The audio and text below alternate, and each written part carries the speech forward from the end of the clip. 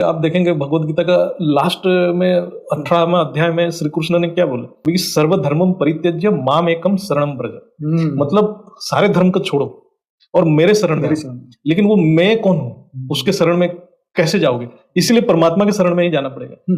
वही सबसे बड़ा धर्म है, आत्मा का सबसे बड़ा धर्म है, वही श्रेष्ठ आत्मा है जो उसके शरण में गया हुआ है। लेकिन उसको पहचानने के लिए ज्ञान चाहिए ना। कल रात के क्लास में यही तो बात हो रही थी ना। हाँ। जिसको मोह कहा गया, मूढ़ता कही गई। हाँ। तो बात तो वही है ना कि सत्य को सत्य ना देख पाना। हाँ। नित्य को अनित्य को नित्य समझ लेना। यही तो हमारे मतलब जो पूरा जो ज्ञान का जो सार है, मतलब जड़ चेतन को अलग करना, नित्य अनित्य को अलग करना। जिसने उस चीज को जान लिया, बस उसको ज्ञान कंप्लीट हो गया। वो ऑटोमेटिक परमात्मा के पास जाएगा ही जाएगा। जब कोई आत्मा, ये भी आप देखेंगे बापूजी भी बार बार बोलते हैं, कोई भी आत्मा अपने स्वरूप को अनुभूति करेगा, वो परम पिता के पास वो ऑटोमेटिक जाएगा, वो रह नहीं पाएगा। और वो ये ज्ञान को समझेगा ही समझेगा, क्योंकि जो मतलब अपने स्वरूप को नहीं जान पा रहा है, तो वो कभी वो जो परम सत्य तो पहुंच नहीं पाएगा। उसका एक बाधक बन जाएगा। वो क्या है कि वो हो जाए चमत्कार में फंस जाए, हो जाए वो सूक्ष्म दृश्य में फंस जाए, है ना। ये जो सूक्ष्म जगत भी बहुत पावरफुल है।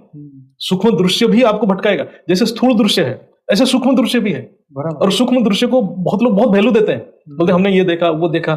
नहीं, कुछ नहीं, आप दृश्य देख रहे हो। जब तक दृश्य देख रहे हो आप फंसे हुए हो, क्योंकि जब स्वयं में कोई दृश्य नहीं रहता, स्वयं में तो स्वयं को देखना है, तब कोई दृश्य नहीं रहेगा। इस बात को कोई नहीं समझ पाता। तो जागृत और अजागृत में तो मनुष्य वही फंसा हुआ है ना। आप देखो, स्वप्न में भी दृश्य देख रहा है, स्थूल में भी दृश्य देख रहा है, और सुषुप्ति में तो बुद्धि ही जागृत नहीं है, सोया हुआ है। वहीं जाके उसको थोड़ी शांति मिलती है। अब देखिए, जब दृश्य से थोड़ा छुटकारा मिलता है तभी शांति मिलती है।